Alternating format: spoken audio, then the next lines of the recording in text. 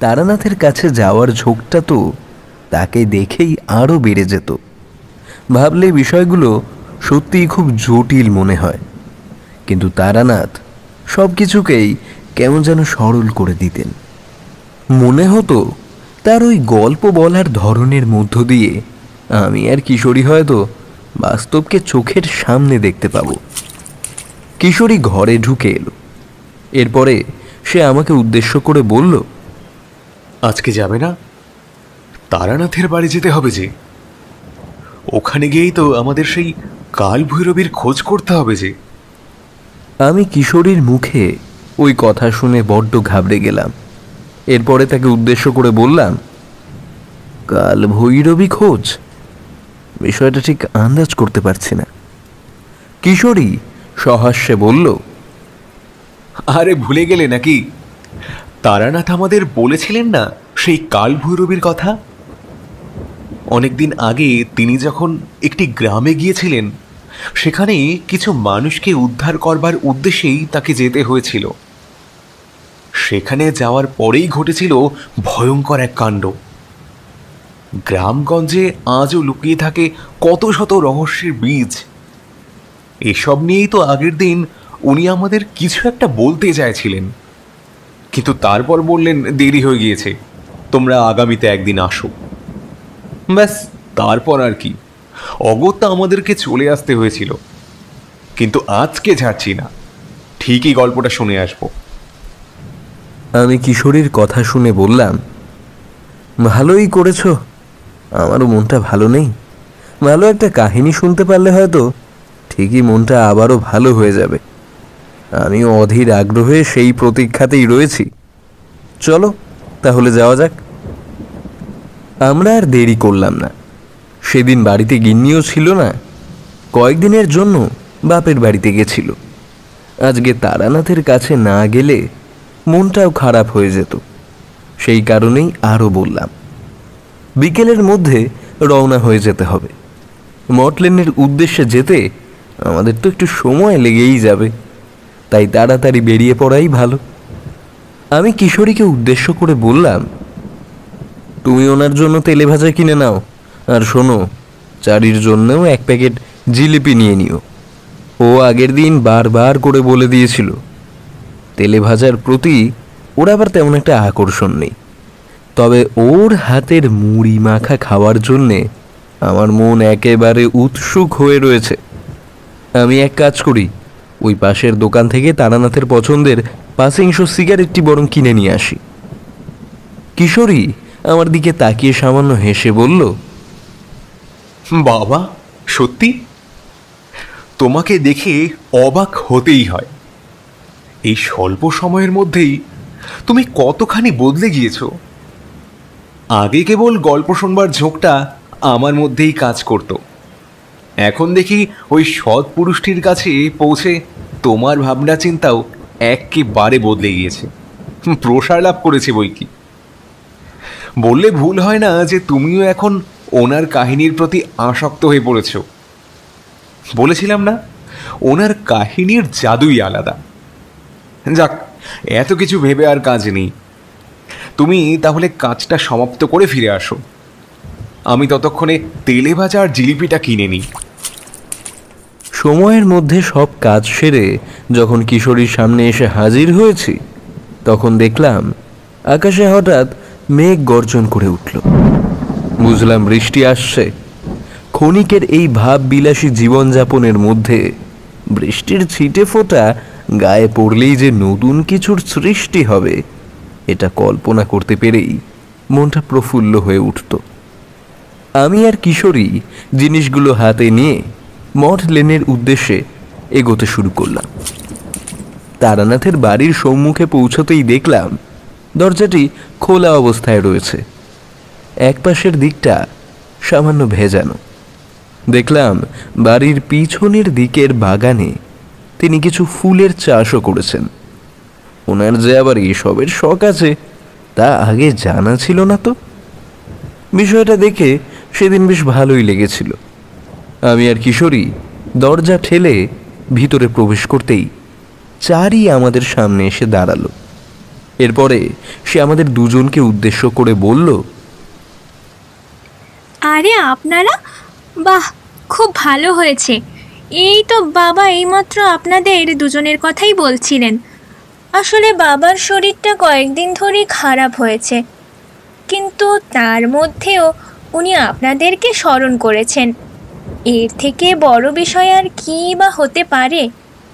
কারণ এই মানুষটিকে আমি কোনো দিনও অতীতের আলেখ্য ঘাটার থেকে দূরে থাকতে দেখিনি। সর্বদাই তিনি পুরাতন অতীতকে চয়ন করেই চলেন। এটার মধ্যে দিয়েই তিনি নিজের প্রাপ্তির স্থানটিকে স্বচ্ছ করে তোলেন।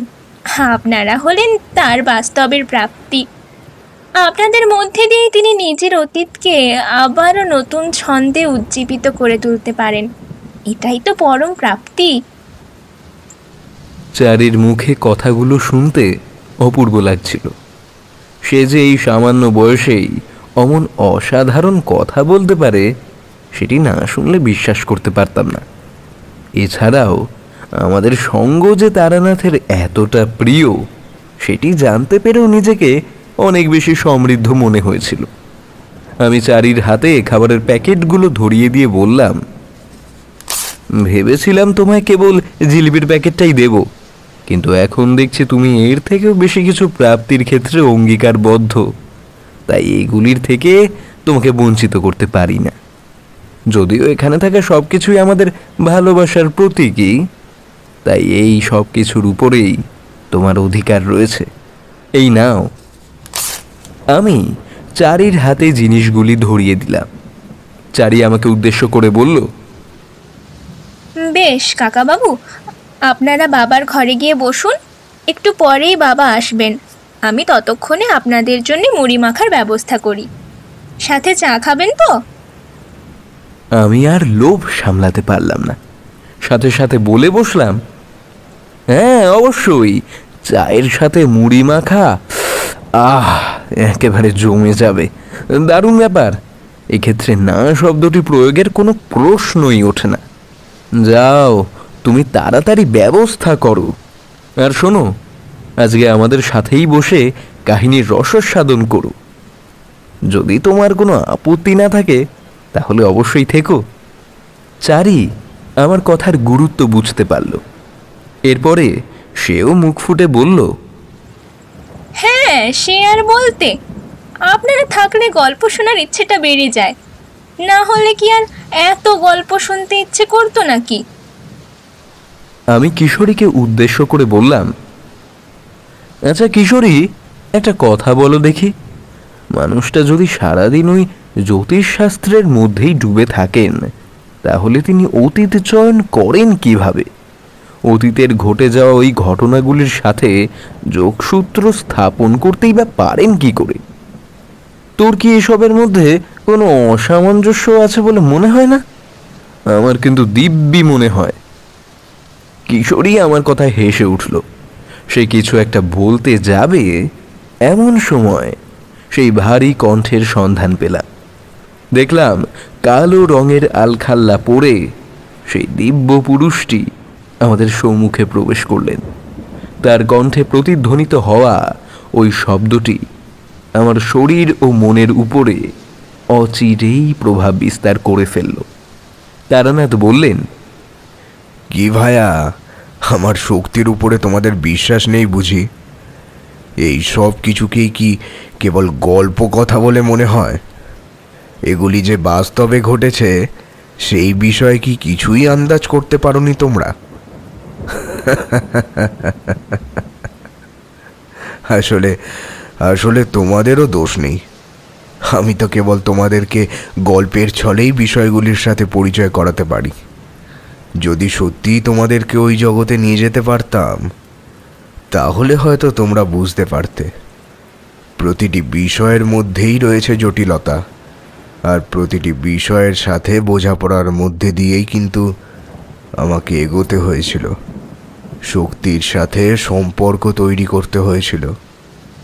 শুভ কিংবা অশুভ, এই দুই শক্তির সাথেই মানব আত্মার এক অপার যোগসূত্র রয়েছে। কিন্তু আমরা কজনই বা এসব নিয়ে ভাবি? এসব আমাদের মাথা ব্যথার কারণ হয় না। কিন্তু আবারও একই কথা বলবো, এটি কিন্তু কোনো গল্প কথা নয়, একেবারেই বাস্তব। আমি যা যা দেখে নজরবন্দি করেছিলাম আর যেগুলির উপর ভিত্তি করে নিজের অনুভূতি কায়েম করেছিলাম, এগুলি সবই কিন্তু সেটির সাথে সম্পর্কিত ছিল। বুঝলাম তারানাথ বেশ উত্তেজিত হয়ে উঠেছেন, তাই ওনাকে বললাম, না না, আপনি শুধু শুধু এতটা উত্তেজিত হয়ে উঠলেন। আমি সেভাবে কিন্তু আপনাকে কিছুই বলতে চাইনি। আসলে ভাবছিলাম যদি আপনি ওই বিষয়গুলি সম্পর্কে একটি পরিষ্কার যুক্তি দিতে পারতেন, এইটুকুই। আমরা তো জানি এই সবই আপনার নিজের চোখে দেখা, আপনি কোনো কিছু অনুসরণের দ্বারা বলেন না। এই ভিত্তি অন্তত আপনার চিন্তা শক্তির ক্ষেত্রে লাঘু হয় না। আপনি নির্ধারিত বিষয়টির থেকে অনেকটাই এগিয়ে গিয়েছেন। আসলে আমার ভাবতে অবাক লাগে, আপনি জ্যোতিষবিদ্যার পাশাপাশি কিভাবে অতীতের এই বিষয়গুলোকে এত সুন্দরভাবে চয়ন করতে পারেন। এত দিনের পুরনো কথা কিভাবে কেউ স্মরণে রাখতে পারে? আমার তো দুদিনে আগের কথাই স্মরণে থাকে না। তারানাথের রাগ দেখলাম অনেকটাই সম্বরণ হয়ে গিয়েছে। উনি ওই চৌকির উপরে বসতেই ওনার হাতে পাসিং শোখানা ধরিয়ে দিয়ে বললাম, আপনার জন্য নিয়ে এসেছি। বিশ্বাস করুন, আপনাকে অসম্মান করে কোনো কথাই বলিনি। আসলে ওই কিশোরী সর্বদা আপনার সম্পর্কে আমার কাছে জানতে চায়, আর বলে আপনি নাকি এই বিষয়গুলির সাথে যুক্ত না থেকেই ওই কথাগুলি বলেন। তারানাথ পাসিং শোয়ের প্যাকেট থেকে একটা সিগারেট ধরালেন, এরপর আমাদেরকে উদ্দেশ্য করে বললেন, বুঝলে ভায়া বিভূতি, এ হলো গিয়ে বড় জটিল সমস্যা। এর থেকে বেরোনোর যে উপায় নেই। প্রশ্নের আচ্ছাদনে যখন কোনো মন জর্জরিত হয়ে পড়ে, তখন সেখান থেকে মুক্তির উপায় খুঁজে পাওয়া যায় না। মুক্তির উপায় খুঁজে বার করা এত সহজ বিষয় নয়। এর জন্য তোমাকে সর্বদা তৎপর থাকতে হবে। প্রতিটি বিষয়ের সাথে নিজেকে যুক্ত রাখতে হবে, তবে তুমি প্রতিটি বিষয়ের সাথে সংযোগ স্থাপনে সক্ষম হবে। আমি এতকালের কথা মনে রাখতে কেন পেরেছি জানো? কারণ আমি এগুলিকে অন্তঃকরণ করেছিলাম। আমি এগুলির মধ্যে দিয়ে বেঁচে থাকার চেষ্টা করেছি, সেটিকে কখনো অবহেলা করিনি। এটাই তো জগৎ সংসারের নিয়ম গো। তবে আরও একটি বিষয় আছে। হ্যাঁ, আছে। লোভী ও কৌতূহলী মনের মালিক যারা, তারাও কিন্তু একটি বিষয়ের প্রতি বিশেষভাবে আকর্ষণ অনুভব করতে পারে, কারণ তারা প্রাপ্তির আনন্দে মেতে থাকেন।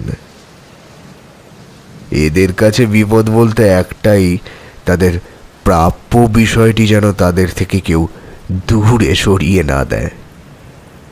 কিন্তু এর জন্য যে তাদেরকে নতুন নতুন ঝুঁকির সম্মুখীন হতে হচ্ছে, সেই বিষয়টি নিয়ে এরা কখনো ভাবনা চিন্তা করতে পছন্দ করে না। এই ধরনের একটি কাহিনীর কথা আজ বড্ড মনে পড়ছে। কিছু লোভী লোকের অনাবশ্যক বাড়াবাড়ির জন্যেই গোটা গ্রামের উপরে নেমে এসেছিল এক ভয়ঙ্কর অভিশাপ। সেই অভিশাপের কবল থেকে গ্রামকে উদ্ধার করার কাজ ছিল বড়ই কঠিন। আমাকে সেই কাজ নিজের হাতে করতে হয়েছিল। প্রশিক্ষণ মানুষকে নিতে হয়। সাধু সন্তের কাছে তো ঈশ্বরের করুণাই যথেষ্ট। তার শক্তিতেই আমাদেরকে বলীয়ান থাকতে হয়। এখানে শিক্ষার বা যোগ্যতার মাপকাঠির অঙ্কটি কোনোভাবেই কার্যকরী নয়। আমাকেও যে সেই বিধান মেনেই চলতে হয়েছিল। এই বিধানের মধ্যেই ছিল প্রাপ্তির আনন্দ। তবে তোমরা এসবের মর্ম বুঝবে না, না, কারণ তোমরা ওই প্রাপ্তির আনন্দের মধ্যেই নিজেদের জীবনকে সীমাবদ্ধ করে রাখতে পছন্দ করো। আমাকে এসবের উপরে উঠেই ভাবতে হয়েছিল, তাই হয়তো আমিও এই স্থানে আজ উপনীত হতে পেরেছি। জীবনের সমস্ত বিপদকে নিজের অঙ্গ প্রত্যঙ্গের ন্যায় উপভোগ করতে পেরেছি। যেভাবে শরীরের এক একটি অঙ্গ দামি হয়, সেভাবে প্রতিটি বিপদকে নিজের জীবন থেকে সরিয়ে আমি নিজের জীবনকে আরো অনেক বেশি দামি করে তুলতে পেরেছি। এটাই তো আমার পরম প্রত্যয় ও বিকাশের কারণ হয়ে ধরা দিয়েছে। অনেক সাধনা ভজনা করেও যে জ্ঞান হরণ করা যায় না, সেটি হলো বাস্তবিক জ্ঞান।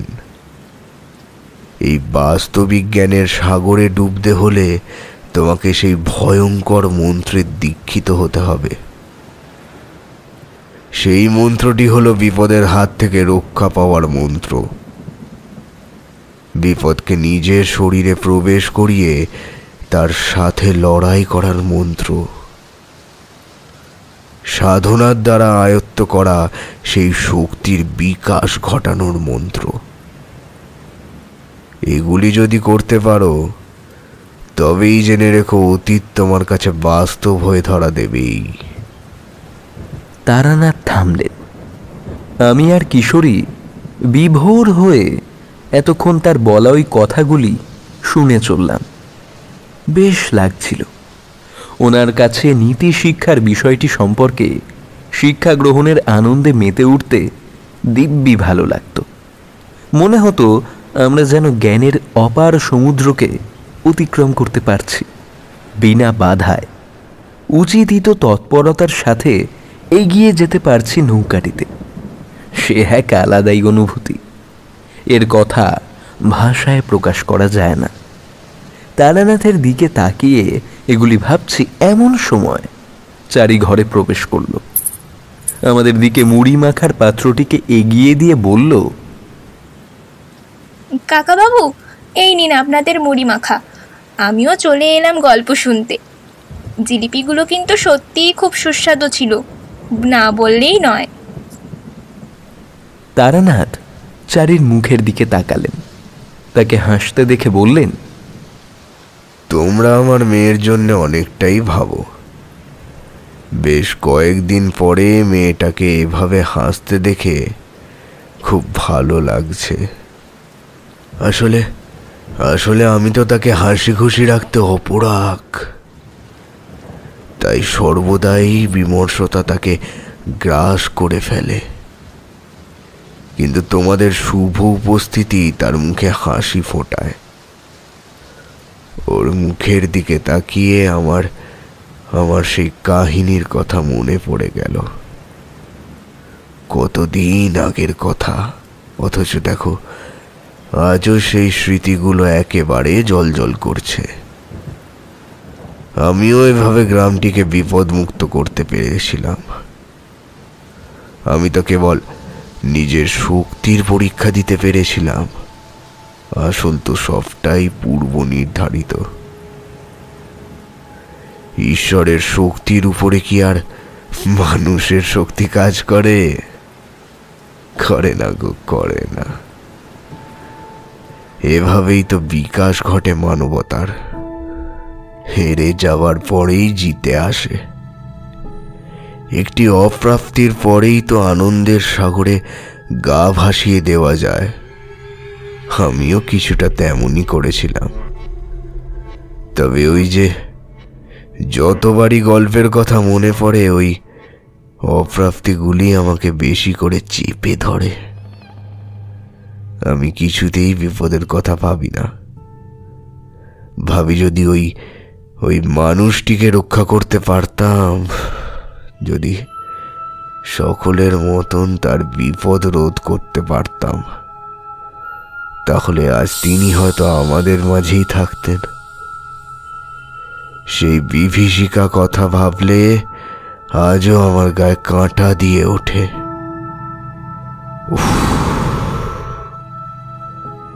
কি ভয়ঙ্কর ছিল সেই অতীত।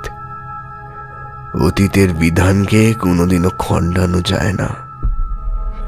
ঠিক যেমন নিয়তি আমাদের মৃত্যুর আগের দিন পর্যন্ত আমাদের জীবনকে নিয়ন্ত্রণ করে থাকে, ঠিক সেভাবেই অতীত আমাদের বর্তমান ও বাস্তবের সাথে ওতপ্রোতভাবে জড়িয়ে থাকে। এগুলির মীমাংসার কোনো কারণ জানা নেই। আমি আর কিশোরী দুজনেই তার কথা শুনে বেশ আতঙ্কিত হয়ে উঠলাম। কিশোরী তাকে উদ্দেশ্য করে বলল, আপনি তাহলে ওই কাহিনী শুরু করুন। আমরা অধীর আগ্রহে আপনার কাহিনীর অপেক্ষায় রয়েছি। আপনার কাছ থেকে ওই বিষয়টির কথা জেনেই একেবারে গায়ে কাঁটা দিয়ে উঠছে। গ্রামের বুকে জমিদারদের ভিটেতে অনেক রকম কাণ্ড কারখানার কথা শুনেছি বই কি। তারা যে মানুষকে মানুষ বলে গণ্য করতেন না, সেই বিষয়টি সম্পর্কেও অনেক কথা শুনেছি। তবে এত ভয়াবহ কিছুও যে একটি গ্রামের সাথে জড়িয়ে থাকতে পারে, সেটা কদাচিৎ আন্দাজ করে উঠতে পারিনি। আপনার কাছ থেকে শোনার কৌতূহলটা আরও বেড়ে চলেছে, কারণ কাহিনী যাই হোক না কেন, সেটিকে পরিপূর্ণ রসদ সহযোগে তুলে ধরতে পারার ক্ষমতাটি ঈশ্বর হয়তো কেবলমাত্র আপনাকেই প্রদান করেছেন। এই অভিধায়ে আর পিছিয়ে যেতে পারবো না। শুরু করুন, আর আমরাও মুখিয়ে আছি শোনার অভিপ্রায়। কিশোরীকে হঠাৎ এতটা প্রভাবান্বিত হয়ে পড়তে দেখে আমারও সেদিন একটু অবাকই লেগেছিল। তবে গল্পের সারবস্তু শুনেই যে কেউ গল্পের বিষয়ে এতটা আগ্রহী হয়ে উঠতে পারে, সেটি হয়তো তার উচ্ছ্বাসই সেদিন প্রমাণ করে দিয়েছিল। তারানাথ তেলে ভাজার প্যাকেট থেকে একটি তেলে ভাজা মুখে পুড়ে দিয়ে বলতে শুরু করলেন, আমি নিজে এখন তান্ত্রিক হিসাবে আখ্যায়িত হই বটে, তবে এই আখ্যায়িত হওয়ার মধ্যেও কিন্তু কোথাও একটা আলাদা ছাপ থেকেই যায়। হতে পারে সেটা আমার পূর্ব জীবনের অপ্রাপ্তির ফল, কিংবা বলতে পারো এই জীবনে অর্জিত পুণ্যের ফসল। সে তোমরা যাই বলো না কেন, তাতে কিন্তু কোনো সমস্যা নেই। যাক, এবারে প্রবেশ করি কারণে। নিজের তন্ত্র সাধনার কাজ খুব অল্প সময়ের জন্যেই করেছিলাম, কিন্তু সেক্ষেত্রেও যে এমন কোনো তান্ত্রিকের সহিত সাক্ষাতের সৌভাগ্য অর্জন করব ভাবিনি। আমি তারানাথের কথার প্রসঙ্গের জালে অকারণেই জড়িয়ে পড়লাম। তারপরে কৌতূহলী মনটাকে নিয়ে বললাম, তার মানে কি ওই ব্যক্তির সাথে আপনার সাক্ষাৎ তেমন একটা সুখপ্রদ হয়নি? তারানাথ দেখলাম বেশ জোরে জোরে হাসলেন।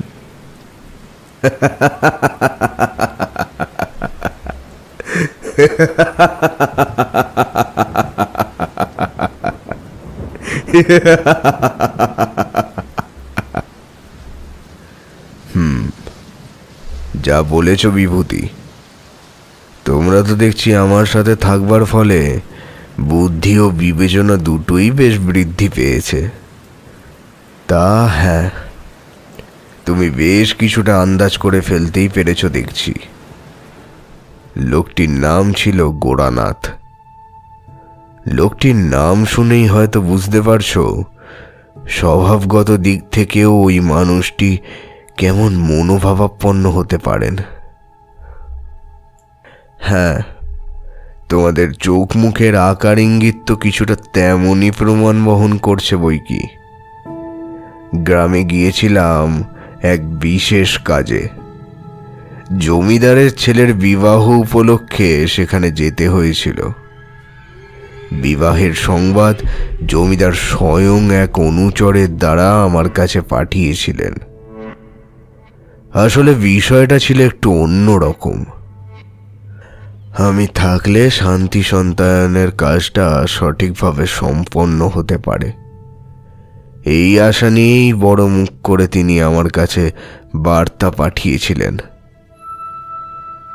বড় জমিদারের ভিটে কয়েক হাজার লোকের ভিড়, হাজারো অভিজ্ঞ ব্যক্তিবর্গের সমাগমে এক পরিচ্ছন্ন পরিবেশের মধ্যে নিজেকেও সংকীর্ণতা থেকে দূর করবার এক পরম সুযোগ লাভ করেছিলাম আমি।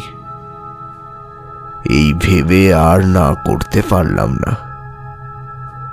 অনুচরকে ঘাড় নাড়িয়ে বলেছিলাম, বেশ, যাব আপনার সাথে।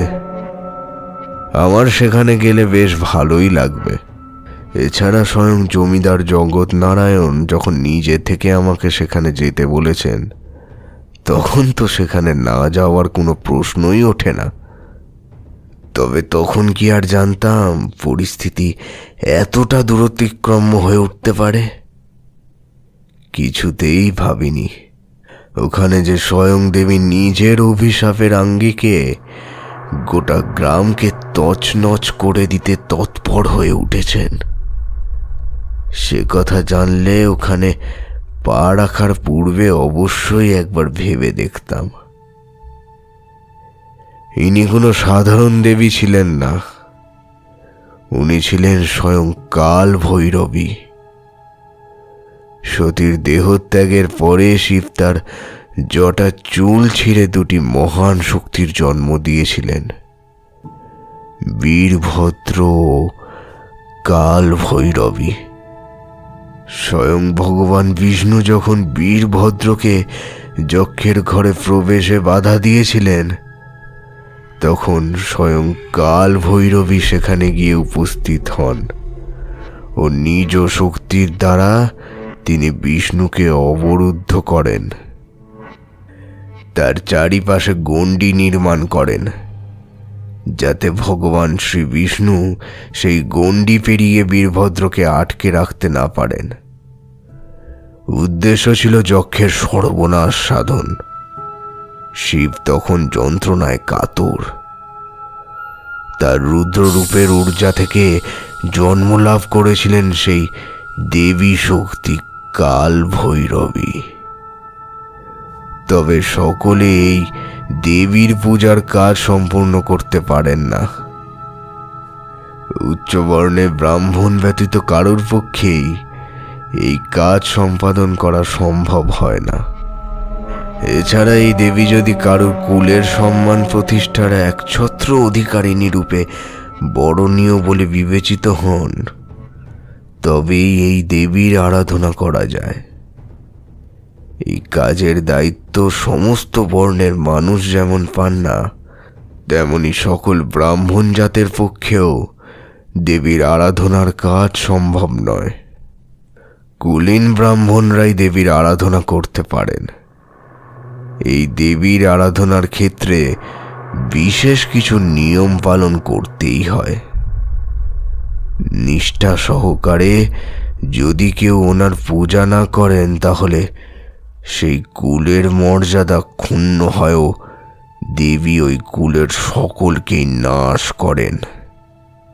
তাই ওই পূজার স্থল ছেড়ে কোনোদিনও ওঠা যায় না। এই সকল কথা আমি শাস্ত্রে পড়েছিলাম।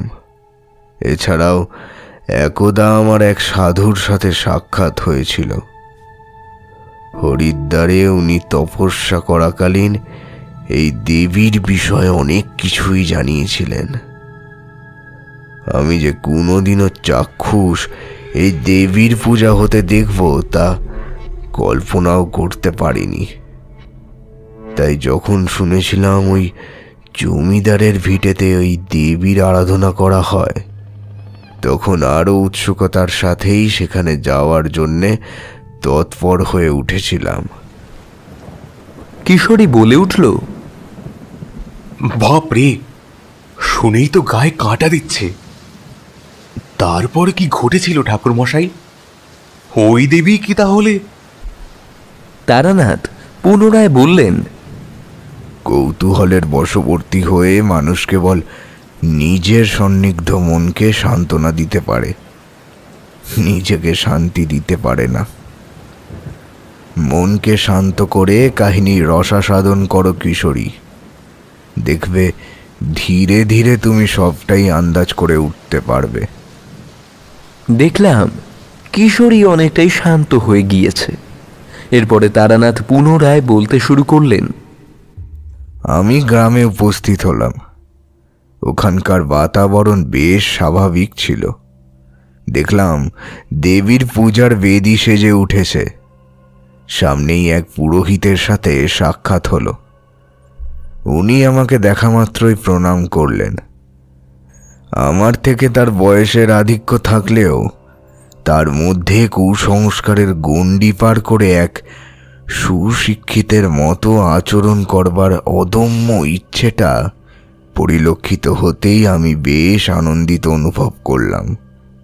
বুঝলাম জমিদার কেবল শাসনের দ্বারাই মানুষকে আকৃষ্ট করেননি, তিনি প্রতিটি মানুষকে সমান সম্মান প্রদর্শনের মধ্যে দিয়েও নিজেকে যথার্থ প্রমাণিত করেছেন। বিষয়টা সেদিন সত্যিই আমার মন জয় করে নিয়েছিল। আজকে দেবীর পূজার কাজ সম্পন্ন হবে। এই পূজার পরেই জমিদার মশাই নিজের সন্তানের বিবাহ দেবেন। ধুমধাম করে তিনি নিজের সন্তানের বিবাহ দিতে চান। একটি মাত্র ছেলে অবনীনারায়ণ যাতে সুখে শান্তিতে সংসার করতে পারেন, সেটাই জমিদারের প্রধান উদ্দেশ্য। কিন্তু সমস্যা অন্য জায়গায়। আমি পুরোহিতের মুখে সমস্যার মেঘ ঘনীভূত হতে দেখেই তাকে প্রশ্ন করে বসলাম, কেন, কি ঘটেছে, সমস্যা কোথায়? উনি বললেন, আসলে জমিদারের সন্তানটি এইসবে একেবারেই বিশ্বাস করেন না। বিলেত থেকে দুকলম ইংরেজি শিখে আসার পরেই আমাদের শাস্ত্রের বিষয়টি নিয়ে ওনার ধ্যান জ্ঞান সম্পূর্ণরূপে বদলে গিয়েছে। ফলে আমিও আর এই বিষয়টি নিয়ে জমিদার বাবুকে সেভাবে কিছু বলতে চাইনি। কিন্তু বিশ্বাস করুন, এর দ্বারা প্রভাবান্বিত হয়ে পড়লে আখেরে জমিদার পুত্র নিজের কালকেই ডেকে আনবেন। পূজার সময় কারোর ওঠার অনুমতি নেই। পূজা শেষ না হওয়া পর্যন্ত কেউ পূজার গণ্ডি ছেড়ে যদি বেরোয়, স্বয়ং কাল ভৈরবীর কোপের শিকার হতে হয়। কাল ভৈরবী তাকে ভস্মীভূত করে দেন। তাই আমরা কেউই এই পূজার কাজ সম্পাদন করি না, কারণ দেবীর সামনে দাঁড়িয়ে পূজা করার সাধ্যি আমাদের কারণ নেই। এই কাজের দায়িত্ব অর্পিত থাকে গোরানাথের উপরে। উনি আজকে সন্ধ্যের পর এখানে আসবেন।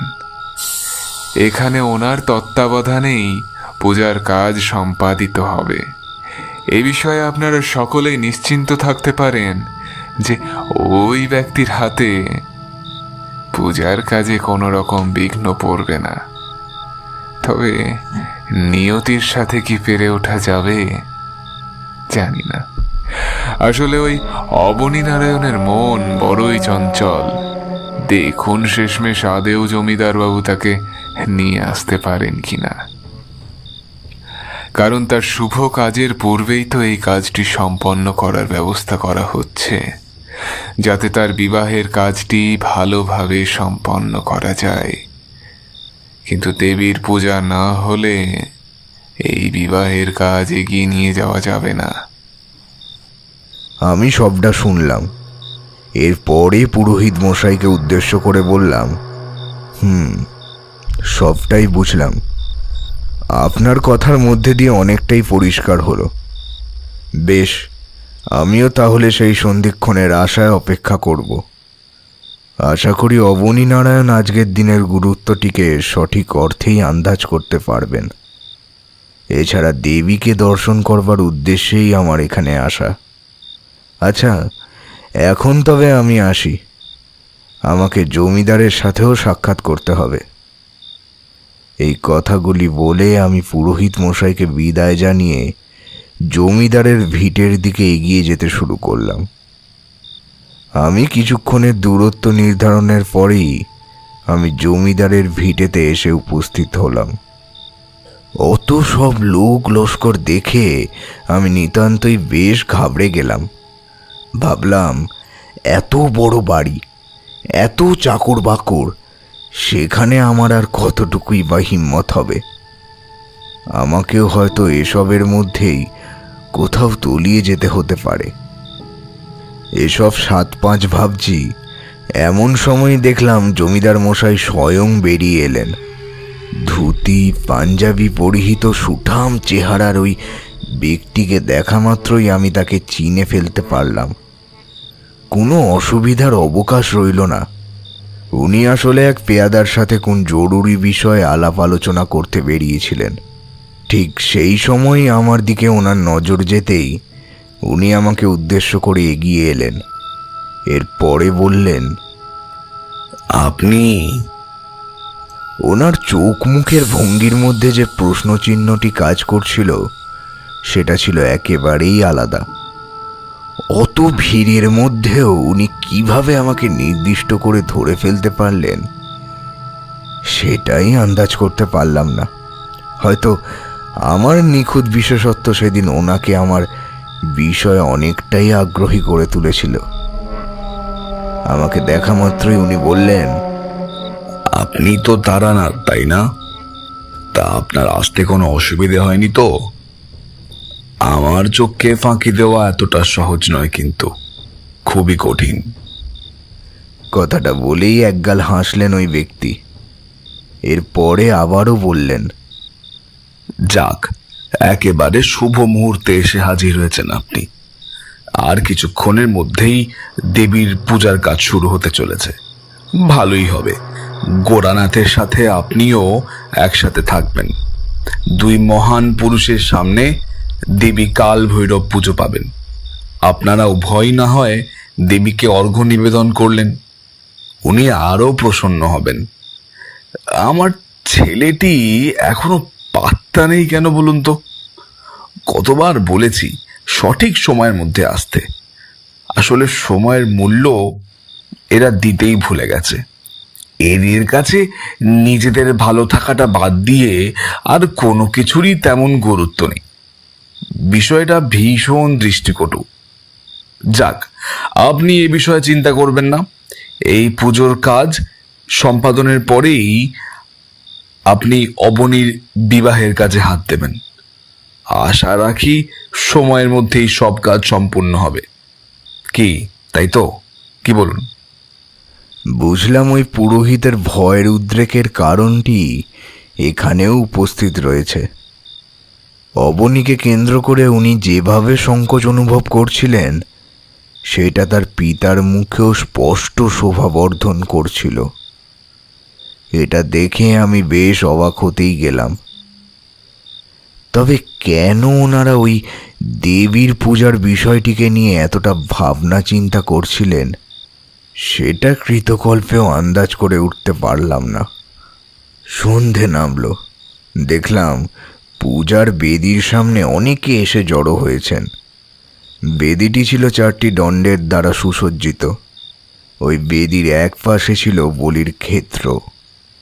বুঝলাম এখানে পূজার সময় বলি প্রথাও সম্পন্ন হয়। বেদির পিছনের দিকে তাকাতেই দেখলাম একটা মন্দির দণ্ডায়মান। ওই মন্দিরটি যে পুরাতন জমিদার বাড়ির আদলে নির্মিত সেটি ওটির গাত্রে অঙ্কিত কলকার কাজ দেখেই আন্দাজ করতে পেরেছিলাম। দেখলাম বেদির ক্ষেত্র একেবারেই ফুলে ফুলে সুসজ্জিত হয়ে উঠেছে। এরপরেই নজর পড়ল দেবীর দিকে। দেখলাম দেবীর মুখমণ্ডলে এক আলাদাই দীপ্তি নজরে পড়ছে। দেবীর 2 চোখ জবা ফুলের মতন লাল। সেখান থেকে লাল বর্ণের আভা নির্গত হয়ে আসছে। দেখলেই সারা শরীরের রোম খাড়া দিয়ে ওঠে এমন। এই দেবীর সামনে দাঁড়িয়ে পূজার কাজ সম্পন্ন করতে যে বুকের পাঁটার প্রয়োজন সেটা বেশ ভালোভাবেই আন্দাজ করতে পারলাম। সকলেই দেখলাম কারোর অপেক্ষায় রয়েছেন। বুঝতে পারলাম প্রত্যেকেই গোরানাথের প্রতীক্ষারত। দেবীর সারা শরীরে স্বর্ণ অলঙ্কার শোভা পাচ্ছিল। অন্ধকারের মধ্যেও ওই দেহটিকে জ্বলজ্বল করতে দেখছিলাম। আরও একটা বিশেষ জিনিস নজরে পড়েছিল। দেখলাম দেবীর বেদির সামনে একটি যজ্ঞকুণ্ড নির্মাণ করা হয়েছে। ওই যজ্ঞকুণ্ডে অগ্নি নিক্ষেপণের পরেই যে পূজার কাজ সম্পন্ন হবে সেটি বেশ ভালোভাবেই বুঝতে পারলাম। সময়ক্রমে নাগালের বাইরে পালিয়ে যাচ্ছিল। অন্যদিকে জমিদার মশাইয়ের মুখ ভার দেখতেই বুঝলাম উনিও ওনার সন্তানের আসার প্রতীক্ষা করছেন। পুরোহিত মশাই আমার দিকে এগিয়ে এসে বললেন, এই নিন, দেবীর চরণামৃত আর বেলপাতা রাখুন, আর কিছু কচি জবা ফুলও সঙ্গে রাখুন। এটি তান্ত্রিকের পদার্পণের সাথে সাথেই দেবীকে প্রদান করতে হবে। আসলে দেবী অর্ঘ্য প্রদানের দ্বারা খুবই খুশি হন। এরপরে মন্ত্র উচ্চারণের মধ্য দিয়ে দেবীর পূজার কাজের শুভ সূচনা করবেন স্বয়ং গোরানাথ। পূজা নির্দিষ্ট নির্ঘণ্টেই করতে হবে। নির্ঘণ্ট পার হয়ে গেলে ওই পুজোর তেমন কোনো মূল্যই থাকে না। এ কাজে বিলম্ব মানেই পুজোর কাজে বিঘ্ন ঘটা, আর পুজো বিঘ্নিত হলেই দেবীর রোষাগ্নির শিকার হতে হবে আমাদের সকলকে জ্বালিয়ে পুড়িয়ে শেষ করে ফেলতে পারেন দেবী। অনেক কাল আগে এমন একটি ঘটনা সত্যিই ঘটেছিল। পূজা চলাকালীন কেউ একজন মূত্র ত্যাগ করবার জন্য বাইরে চলে যান। এই জায়গাটি একটি নির্দিষ্ট গণ্ডির মধ্যে আবদ্ধ। আমরা কেউই এ গণ্ডির বাইরে বেরোতে পারি না। গোরানাথের নির্দেশিকা ব্যতীত এই কাজ আমাদের কারুর পক্ষেই করা সম্ভব নয়। কিন্তু এসব গ্রামের লোকেরা সেভাবে তখন জানতো না।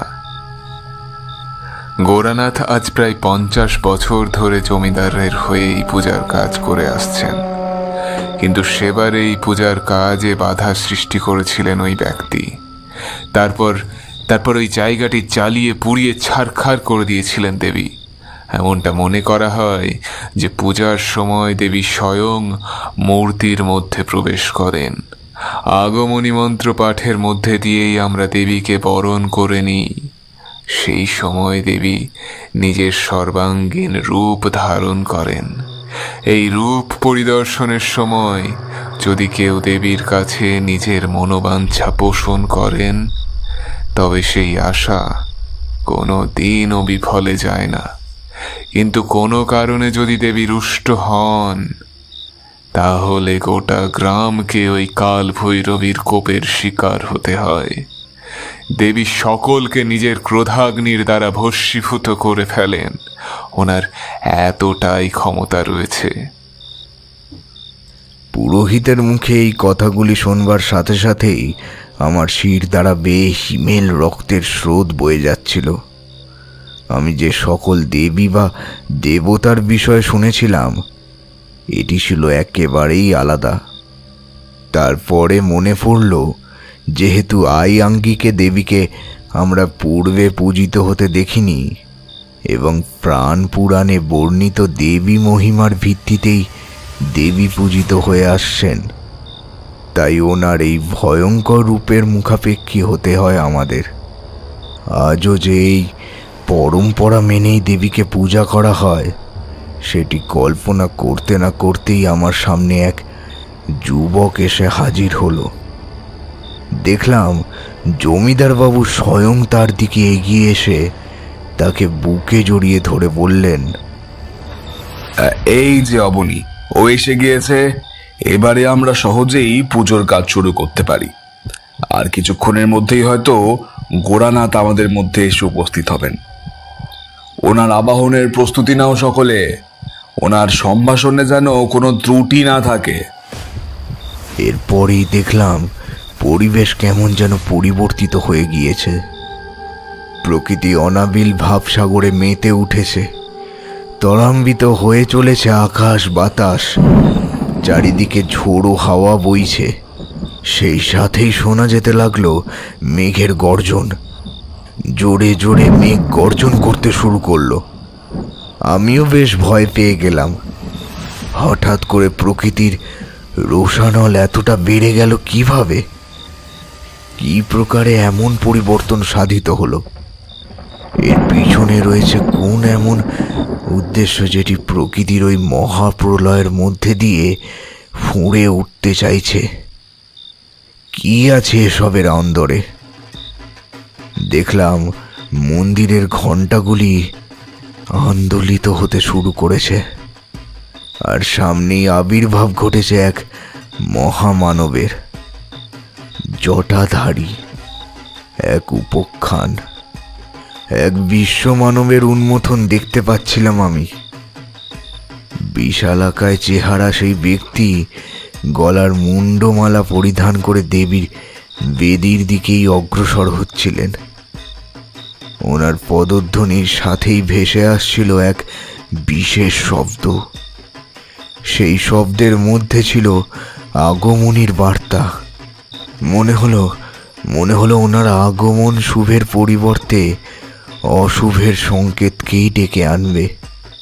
এমন চিন্তা মনের মধ্যে উদয় হওয়ার সাথে সাথেই মারাত্মকভাবে ঘাবড়ে গেলাম আমি। ভাবলাম বিষয়টা একবার জমিদার মশাইকে গিয়ে বললে কেমন হয়, কিন্তু তারপরেই মনে হলো গ্রামের এত মানুষ এই ব্যক্তিকে নিয়ে নিজেদের মধ্যে আলাপ আলোচনা করছেন, সেই সঙ্গে প্রকৃতির অবস্থাও একেবারেই বদলে গিয়েছে। দেবীর আবাহনের সময়ও আসন্ন, কাজেই এমতাবস্থায় পূজার কাজে বিঘ্ন দেওয়ার কোনো প্রশ্নই ওঠে না। আমিও তাই আর পা বাড়ালাম না, সেখানেই দাঁড়িয়ে স্থির চিত্তে অপেক্ষা করতে লাগলাম। এই অপেক্ষার মধ্যে ছিল না কোনো শান্তি। এক পরিযায়ীর মতন আমি সেখানে উপস্থিত ছিলাম ঠিকই, তবে সর্বদাই মনে হচ্ছিল ভয়ঙ্কর কিছু ঘটতে চলেছে। গোরানাথ দেবীর সম্মুখে এসে দাঁড়াতেই ঘণ্টার ধ্বনির শব্দ আপনা থেকেই আরো গতি নিল। তিনি দেবীর দিকে লাল আবির ছুঁড়ে দিতে দিতে উচ্চস্বরে বলতে থাকলেন, তোর পায়ে ওই লাল আবির আমি অর্পণ করতে চাই মা। এই নে আমার অর্ঘ্য, তুই গ্রহণ কর। তুই প্রসন্ন হলে গোটা জগৎ প্রসন্ন থাকবে। তুই যে কাল হারিনি, সময়ের থেকে দ্রুত তুই। তোর শক্তি, তোর ক্ষমতা যে মৃত মানুষের শরীরেও প্রাণ ফিরিয়ে দিতে পারে, এতটাই ক্ষমতার অধিকারিণী তুই। তোকে আমার প্রণাম, এই সন্তানের বিনম্র প্রণাম তোকে। তোর পায়ে আমি নিজেকে অর্পণ করতে চাই মা। তুই এভাবেই আমাদেরকে রক্ষা কর মা, রক্ষা কর। সাথে সাথে ওখানে উপস্থিত গ্রামের মহিলারা সমস্বরে উলুধ্বনি দিতে শুরু করলেন। এরপরেই জোরে জোরে ঢাক, ঢোল ও কাঁসর ঘণ্টা বাজতে শুরু করলো। মনে হলো দেবী যেন সত্যিকারের প্রসন্ন হয়েছেন। এরপরেই গোরানাথ তার সামনে থাকা যজ্ঞের বেদিতে অগ্নি নিক্ষেপ করলেন। দাউ দাউ করে জ্বলতে থাকলো যজ্ঞের আগুন। উনি দেবীকে উদ্দেশ্য করে বললেন, নে মা, তোকে আমি নিজের রক্ত দিয়ে অর্ঘ্য প্রদান করব। এই বলে গোরানাথ নিজের হাতে কিছুটা অংশ কেটে ওই যজ্ঞের আগুনে অর্পণ করে দিলেন। আবারও আগুনের শিখা সতেজ তেজ ধারণ করে দাউ দাউ করে উদিত হলো। কি ভয়ঙ্কর সেই দৃশ্য! মনে হলো দাবানলের শিখার তেজ যেন দেবীর মুখমণ্ডল ভেদ করে একেবারে তার চোখে প্রবেশ করেছে। সেই আগুনের ঝলক দেবীর দু চোখের উপরে পড়তেই মনে হলো ওই মূর্তিতে প্রাণ প্রতিষ্ঠিত হয়েছে। দেবী স্বয়ং ওই স্থানে পদার্পণ করেছেন। তিনি সমস্তটা দেখতে পারছেন। গ্রামের প্রতিটি মানুষকে চয়ন করতে পারছেন তিনি।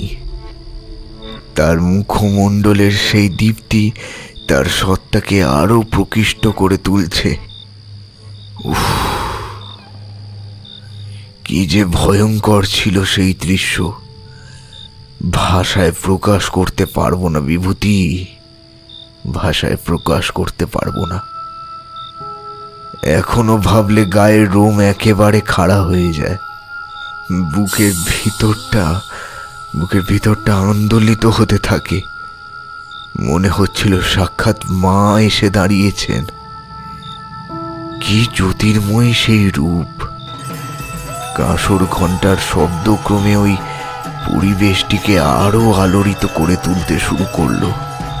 গ্রামের মহিলারা উলু দিয়ে দেবীকে সম্মাননা প্রদর্শন করতে লাগলেন, আর সেই সাথেই জারি রইল গোরানাথের মন্ত্রপাঠের শব্দ। ওম ক্লীম কালিকায় ওম হ্রিম কালভৈরবী নমো নমঃ। ওম হ্রিম কালিকায় ক্লূম ক্লীম কালভৈরবী নমো নমঃ। ওম ক্লীম কালিকায় ওম রোম হ্রিম কালভৈরবী নমো নমঃ। ওম হ্রিম ক্লীম কালিকায় কুম ক্লীম কালভৈরবী নমো নমঃ। এক নাগাড়ে মন্ত্রপাঠ করতে থাকলেন ওই তান্ত্রিক। হঠাৎ নজর গেল অবনীর দিকে। দেখলাম সে ওই স্থানে দাঁড়িয়ে কিছুটা ইতস্তত অনুভব করছে। জমিদার মশাই অনেক করে তাকে কিছু একটা বোঝানোর চেষ্টা করেই চলেছেন। আমি সামনে দাঁড়িয়ে থাকা পুরোহিতকে বিষয়টি জিজ্ঞাসা করতেই দেখলাম উনিও ওদিকে ইশারা করেই বললেন, জমিদার বাবুই বা আর কি করবেন, কিছুই করার নেই। মা মরা ছেলে, ওর একটা দিদিও আছে সরমা, সে বিবাহ করেননি, নিজের পরিবারকেই সন্তানের মতন আগলে রেখেছেন, আর আগলে রেখেছেন এই ভাইটাকে। তবে ছেলে কারোর কথা শোনে নাকি? সে তো আপন মর্জির মালিক। সে যদি কারোর কথা শুনতই তাহলে এমন পরিস্থিতি কোনো দিন হতো না। যাক, ওই ছেলের সাথে কেউ পেরে উঠবে না। আমি বলেছিলাম না, সবে পুজোর কাজ শুরু হয়েছে আর এখনই দেখো ওই ছেলে দৌরাত্ম্য শুরু করেছে। এইভাবে কি হয়? পুরোহিত মশাইয়ের কথা শুনে আমি বললাম, সে তো অবনীর অবস্থা দেখেই বুঝতে পারছি, কিন্তু এখন এই পরিস্থিতির হাত থেকে ওকে সামলাবে কে? পুরোহিত মশাই বললেন, এই বিষয়ে আমি কিছুই বলতে পারবো না। বাবু নিজেই গোটা ব্যাপারটা দেখছেন এবং এত কাল ধরে সন্তানকে রক্ষা করার চেষ্টা করে আসছেন।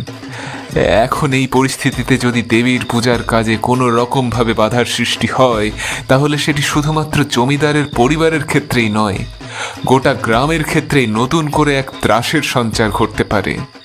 এই বিষয়টির প্রতি সত্যিই আমাদের গুরুত্ব আরোপ করতে হবে। কথাগুলি বলার পরেই পুরোহিত মশাই চুপ করে গেলেন।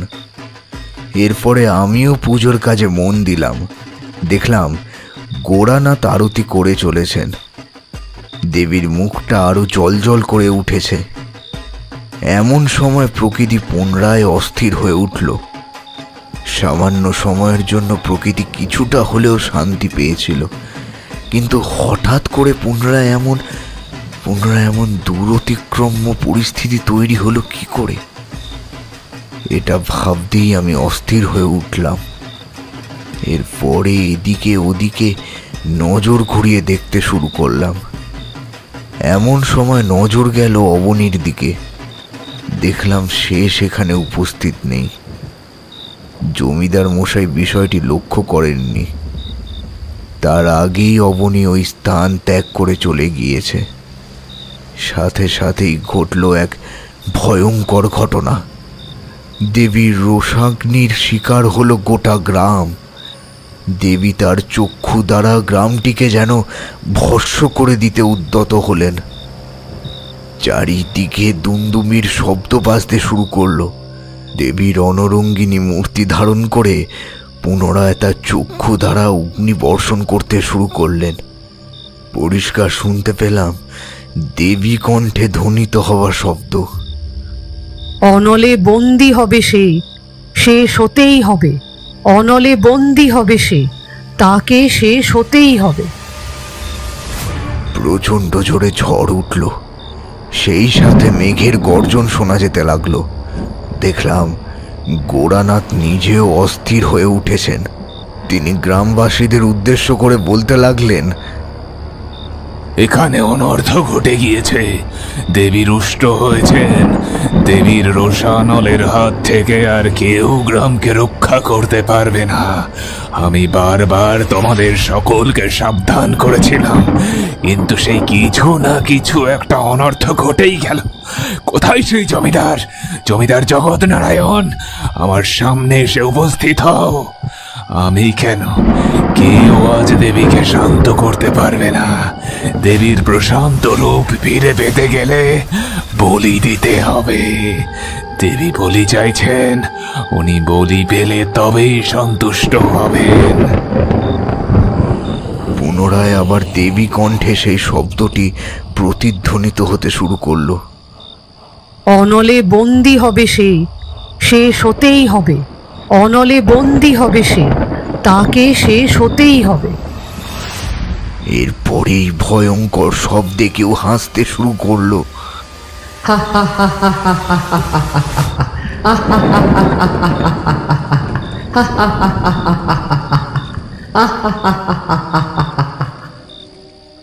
চারিদিকে সেই শব্দের রেশ ছড়িয়ে পড়তে লাগলো। বুঝতে পারলাম দেবী রুষ্ট হয়েছেন। এরপরেই পুনরায় দেবীর কণ্ঠে উদ্ভাসিত হলো সেই শব্দ, সে আমার পরিসর ত্যাগ করে চলে গেছে। এই পূজার কাজ অসম্পূর্ণ রেখে চলে গেছে সে। আমি তার বলি চাই, তার বলি চাই আমি। অনলে বন্দী হবে সে, তাকে শেষ হতেই হবে। সে আমার অবমাননা করেছে। এতকাল এই গ্রামে অধিষ্ঠিত আমি, অথচ সে আমার পূজার বিধি ভঙ্গ করে এই স্থান ত্যাগ করেছে। গোটা গ্রামকে শেষ করে ফেলবো আমি। কেউ নিস্তার পাবে না, কেউ না। সকলে শেষ হবে আমার হাতে, বিদ্ধ হবে আমার রোষাগ্নির জালে। তাকে ভস্মীভূত করব আমি। অনলে বন্দী হবে সে, তাকে যে এবার শেষ হতেই হবে। হা হা হা হা হা হা হা।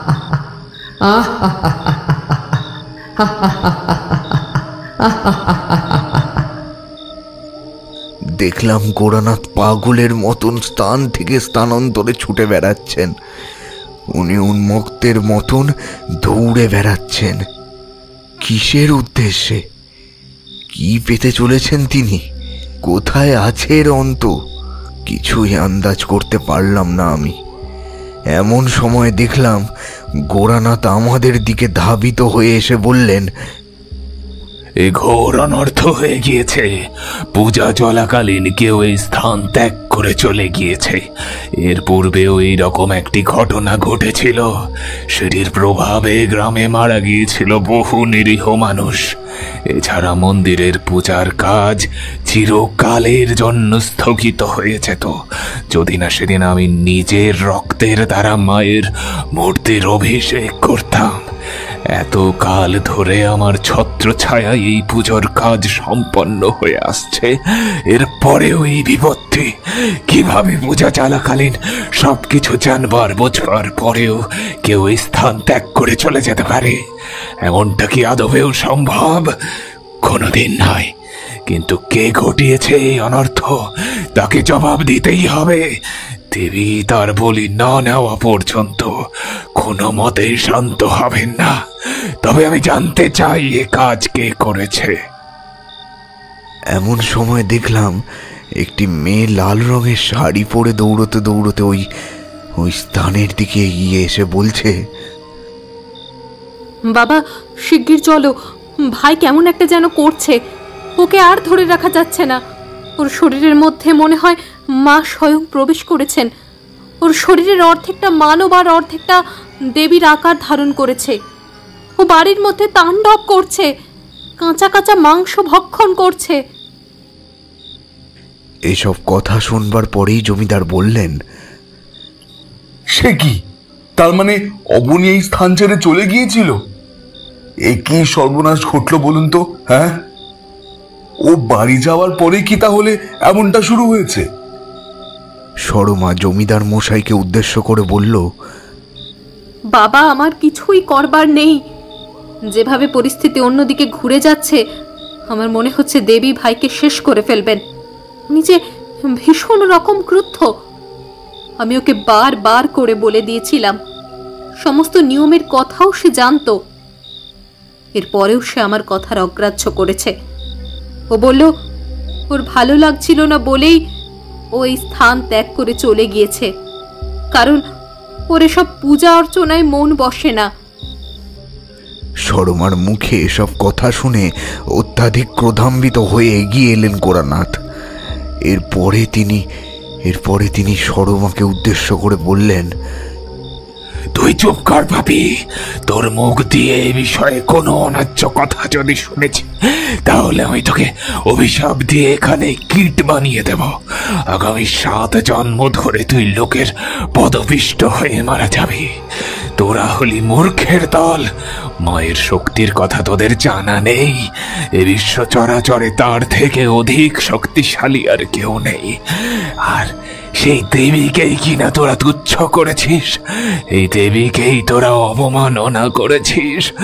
তোর ভয়ের রক্ষা নেই, দেবী তার বলি নেবেন। জমিদার বাবু অস্থির হয়ে পড়লেন।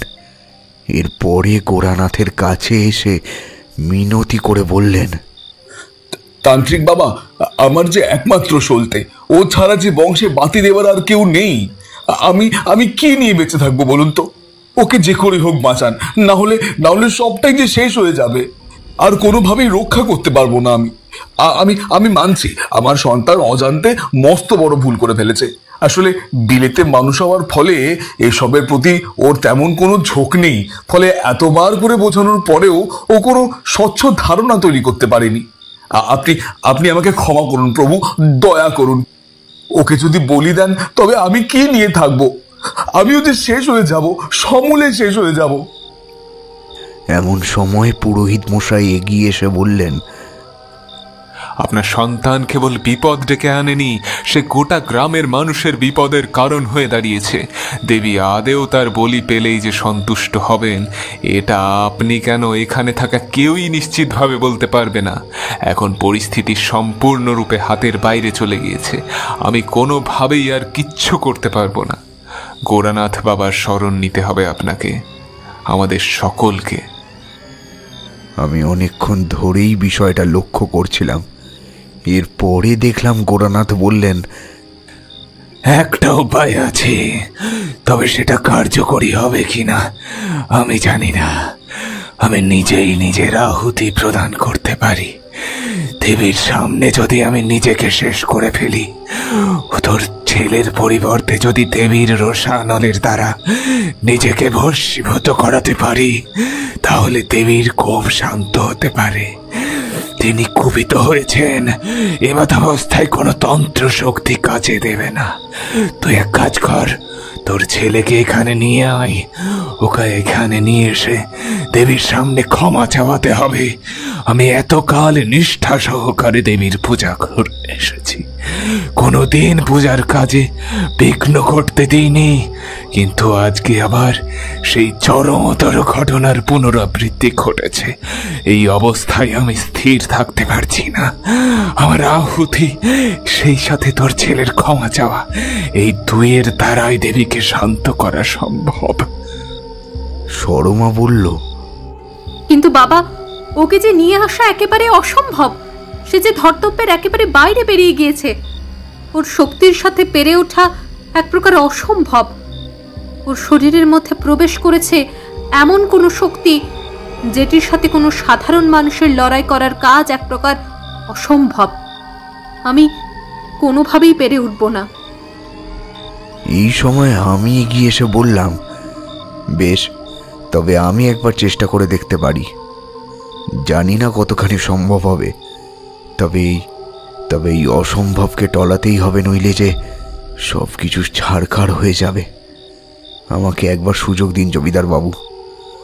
আমি নিজের সাধনার দ্বারা অর্জিত শক্তির প্রয়োগের মধ্যে দিয়েই এই বিষয়টির মীমাংসা করতে চাই, অন্তত চেষ্টা করতে চাই। আমার স্থির বিশ্বাস আমি পারবো, পারতে যে আমাকে হবেই। দেখলাম গোরানাথ সহ সকলেই আমার মুখের দিকে তাকিয়ে রয়েছেন। ওদিকে বাতাসে তীব্রতার পাশাপাশি মেঘের গর্জনের শব্দও ক্রমশ বৃদ্ধি পেতে শুরু করলো।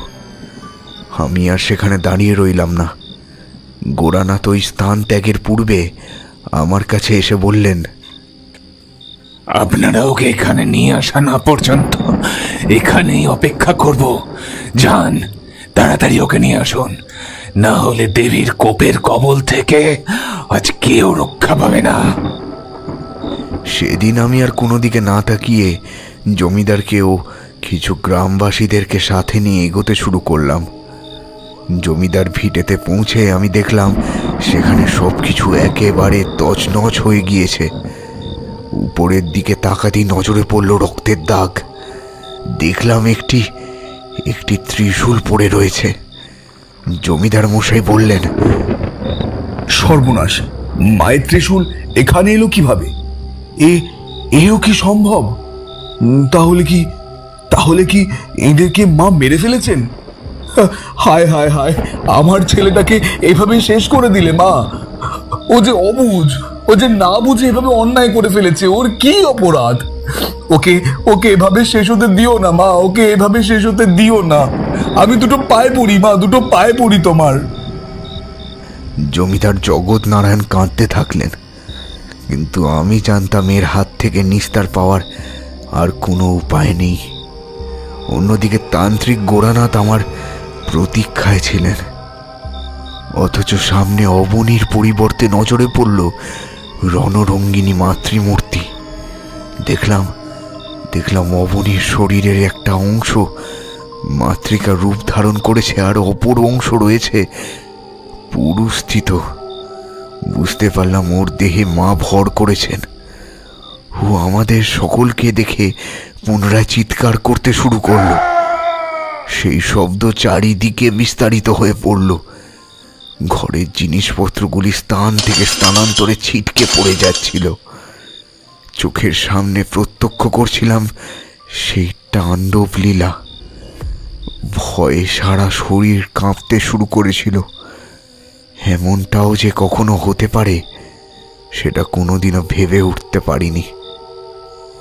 আমি মায়ের মূর্তি পূজায় বিশ্বাস করতাম না, কারণ আমি সর্বদাই বিশ্বাস করতাম ওই মূর্তির মধ্যে থাকা অন্তরাত্মাটিকে। সেটি হলো জগৎ মাতৃকার প্রকৃত রূপ। সেবারে আমাকে মায়ের যে ভয়ঙ্কর রূপের মুখোমুখি হতে হয়েছিল তা আমি আজও ভাবলে আমার হৃদস্পন্দন স্তব্ধ হয়ে আসতে চায়। আমি এতকাল ধরে বহু প্রেতের সাথে লড়াই করেছি। তাদের শক্তির সাথে লড়তে লড়তে নিজেকেই কোথাও তাদের মধ্যে খুঁজে পেয়েছি। মানুষের শুভ এবং অশুভ চেতনায় সংমিশ্রণকে নিজের চোখে অবলোকন করতে পেরেছি, কিন্তু সেই ধারণা, সেই ভাবনা যে কতিপয় সাধারণ মানুষের বোঝার ঊর্ধ্বে থেকে গেছে, সেটি অবনীর ওই ভয়ঙ্করতা আমার চোখের সামনে পুনরায় প্রমাণ করে দিয়েছিল। আমি সকলকে উদ্দেশ্য করে বললাম, আপনারা এখন এখান থেকে সরে দাঁড়ান। এক বিশেষ মন্ত্রপাঠের মাধ্যম দিয়ে আমায় অবনীকে শান্ত করবার চেষ্টা করতে হবে। ওকে এই মুহূর্তে শান্ত করতে না পারলে আমরা সঙ্গে করে নিয়ে যেতে পারবো না। যতক্ষণ না পর্যন্ত ওর শরীরের মধ্যে থাকা ওই ঊর্জা শান্ত হচ্ছে, ততক্ষণ পর্যন্ত সে অবনীকে ওইভাবেই তিলে তিলে শেষ করতে থাকবে। সেই সবটা বুঝতে পেরেও এর প্রতিকার খুঁজে পাবে না, কারণ সেই প্রতিকার ওর জানা নেই। তারানাথ থামলেন। এরপরে কিশোরী তাকে উদ্দেশ্য করে জিজ্ঞাসা করল, এরপর কি হয়েছিল ঠাকুরমশাই?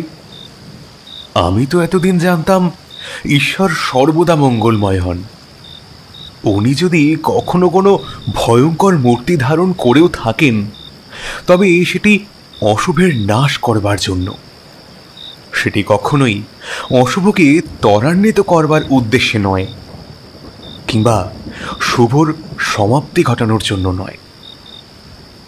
কিন্তু এই ক্ষেত্রে এই বিষয়টা সম্পূর্ণ অন্যরকম দেখলাম।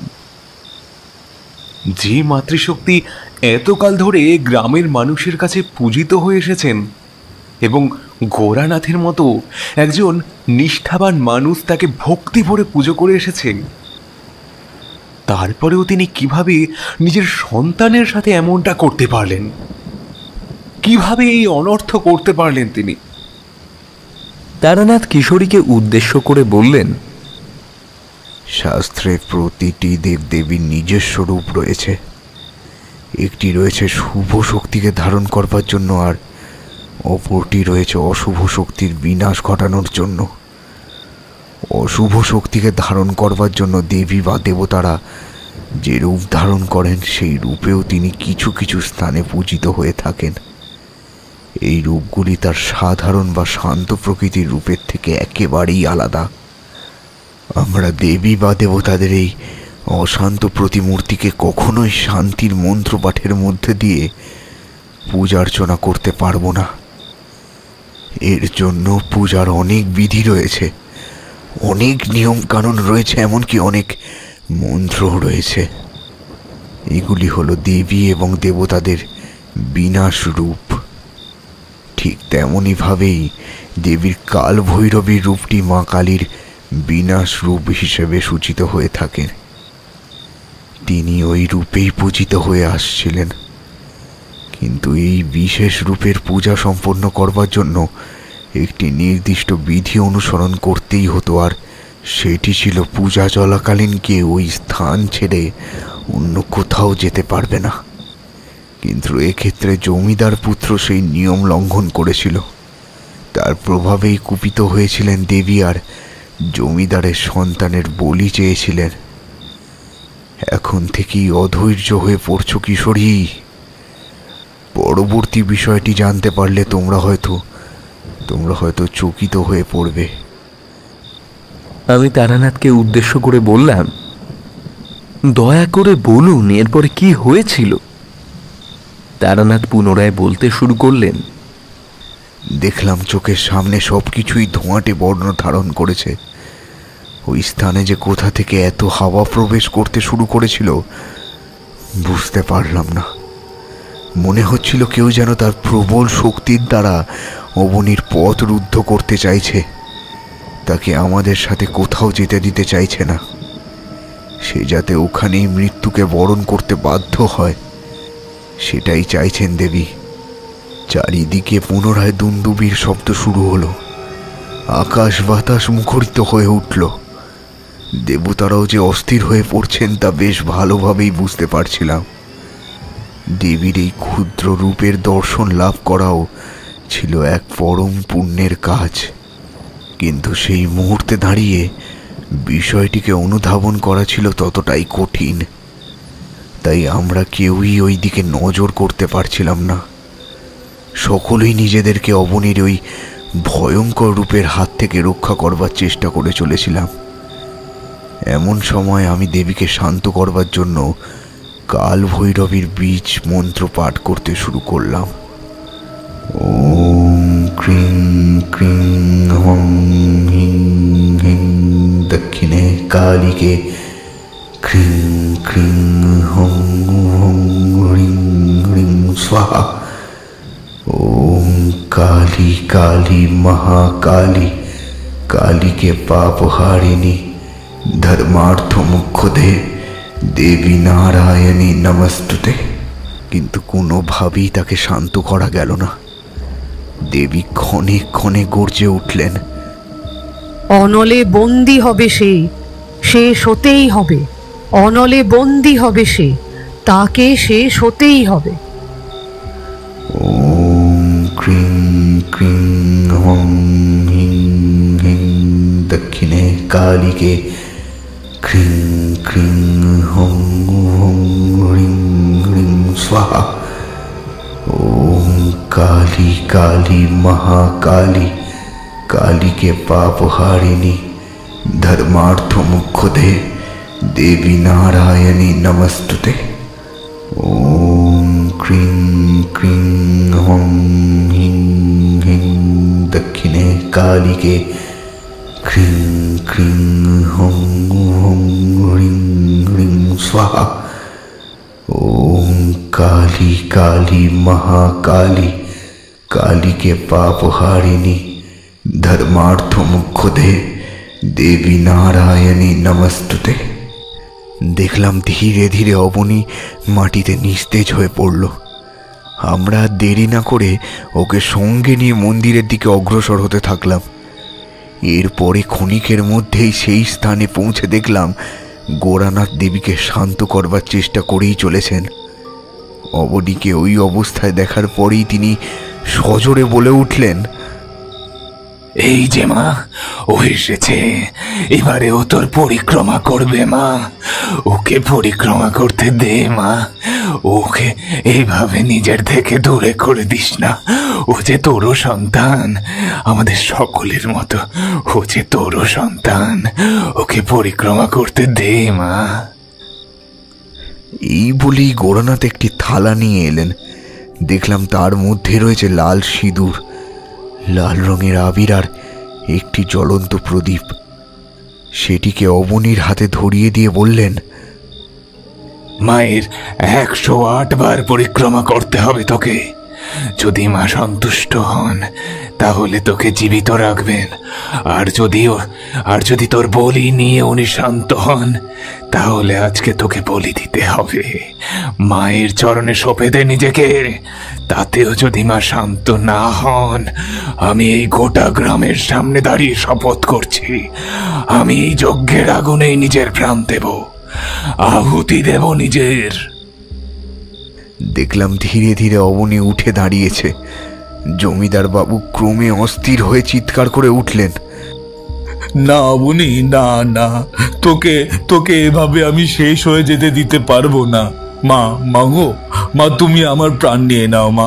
ওকে ছেড়ে দাও, দয়া করে ওকে ছেড়ে দাও মা। ওকে যেতে দাও মাগো, ওকে যেতে দাও। এভাবে আমার কোল খালি করে দিও না মা। মাগো, মা, মা।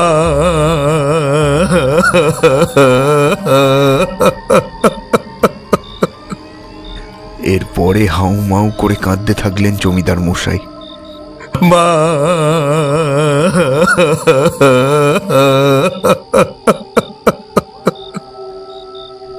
দেখলাম অবনী সেই থালিটি হাতে নিয়ে মায়ের মূর্তির চারিদিকে পরিক্রমা করতে শুরু করেছে। গোরানাথ সকলকে উদ্দেশ্য করে বললেন, সকলে উলুধ্বনি দাও, কাসর ঘন্টা বাজাও, জোরে জোরে ঢাক বাজাও। ঢাকের শব্দ যেন বন্ধ না হয়। দেবীকে শান্ত করবার জন্য আমাদের সচেষ্ট থাকতে হবে। জোরে জোরে ঢাক, কাঁসর, ঘন্টা বাজতে শুরু করলো। অবনী খালি পায়ে ওই দেবী মূর্তির চারিপাশে প্রদক্ষিণ করতে লাগলো। কিন্তু সবশেষে ঘটল এক মহাবিপর্যয়। দেখলাম দেবীর চোখ থেকে রোষাগ্নি নির্গত হচ্ছে। তার লাল টকটকে দুটি চোখ থেকে আগুন বেরিয়ে এসে অবনীকে বশীভূত করে দিল। নিমেষে অবনীর শরীরটা পুড়ে ছাই হয়ে গেল। গ্রামের লোকেরা সকলে হই হই করে উঠলেন। জমিদার বাবু জ্ঞান হারালেন। আমি সেদিকে এগোতে যাব এমন সময়ে গোরানাথ আমার পথ অবরোধ করে দাঁড়ালেন। এরপরে বললেন, না, দেবী ওর আহুতি নিয়েছেন। উনি এবারে সন্তুষ্ট হবেন। উনি এবারে শান্ত হবেন। উনি নিজের কাছে টেনে নিয়েছেন ওকে। আর কিছু করার দরকার নেই। ওনার ইচ্ছের বিরুদ্ধে যাওয়া মানে নিজের জীবনকে ওর চরণে সঁপে দেওয়া। ও যে কাজটা করেছিল সেটির শাস্তিও পেয়েছে। এখন আর কিছুই করার নেই। সেদিনের পরে আমার নিজের প্রতি বড্ড ঘৃণা জন্মেছিল। যে ঈশ্বরের পূজা করে এসেছি তার এমন ভয়ঙ্কর রূপের দর্শন পেয়ে আমি বেশ কিছুদিন পূজার কাজ থেকে বিরতই ছিলাম। তবে ওই গ্রামের পুরাতন ইতিহাস নিজেকে বিদ্যমান রেখেছিল, স্বয়ংক্রিয় করেই রেখেছিল। সেক্ষেত্রে কোনোভাবেই সেই ইতিহাসকে বিকৃত করা যায় না। চিরাচরিত শাস্ত্রের সত্যতা কিছু কিছু ক্ষেত্রে এভাবেই নিজেকেই স্বয়ংক্রিয় রাখে। সত্য ও মিথ্যার উপরেও কিছু থাকে, যে শক্তির কথা আমরা কেউ জানি না, আর না কোনোদিনও জানতে পারবো।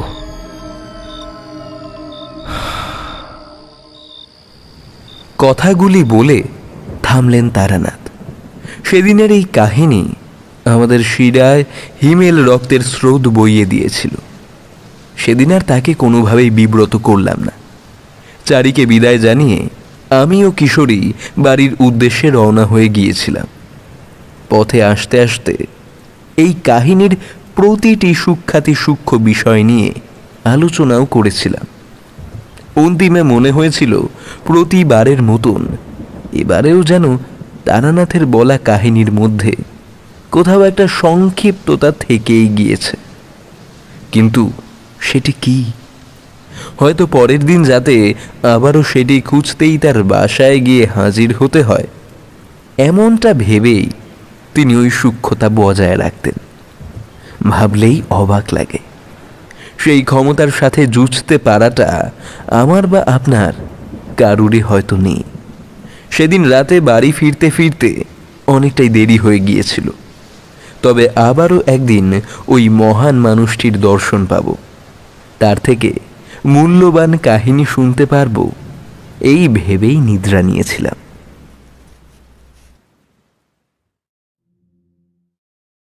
আশা করি এই গল্পের উপস্থাপনা আপনাদের মনোগ্রাহী হয়েছে। আজকের গল্পে কথকের চরিত্রে ছিলেন অভিক সাহা, কিশোরীর চরিত্রে ছিলেন নিগম সরকার, পুরোহিত ও গোড়ানাথের চরিত্রে ছিলেন অমিত সরকার, চারির চরিত্রে ছিলেন সুবর্ণা, তারানাথের চরিত্রে ছিলেন হ্যাপি, জমিদারের চরিত্রে ছিলেন বৃশ্চিক, দেবী কণ্ঠের চরিত্রে ছিলাম আমি সঞ্চারী ভট্টাচার্য, সরমার চরিত্রে ছিলেন দেবস্মিতা। এছাড়াও সূত্রধরের চরিত্রে অভিনয় করেছি আমি সঞ্চারী ভট্টাচার্য। আজকের গল্পে ভিএফএক্স এডিটিং এবং মিক্সিংয়ে ছিলেন বুবাই সাহা ও পোস্টার ডিজাইনে ছিল ডলবি স্টুডিও মুম্বাই। আশা করি শাম্ভবীর তরফে আগামীতে প্রকাশিত হওয়া গল্পগুলি এইভাবেই আপনাদের মন জয় করে নেবে। এখনো পর্যন্ত যারা শাম্ভবীকে সাবস্ক্রাইব করে উঠতে পারেননি, তারা আমাদের সাবস্ক্রিপশন বাটনের পাশে থাকা বেল আইকনটিকে প্রেস করে আমাদের চ্যানেলটি সাবস্ক্রাইব করতে কিন্তু ভুলবেন না। তাহলে শুনতে থাকুন আপনাদের পছন্দের শাম্ভবী প্রোডাকশনস, যেখানে গল্প কথা বলে।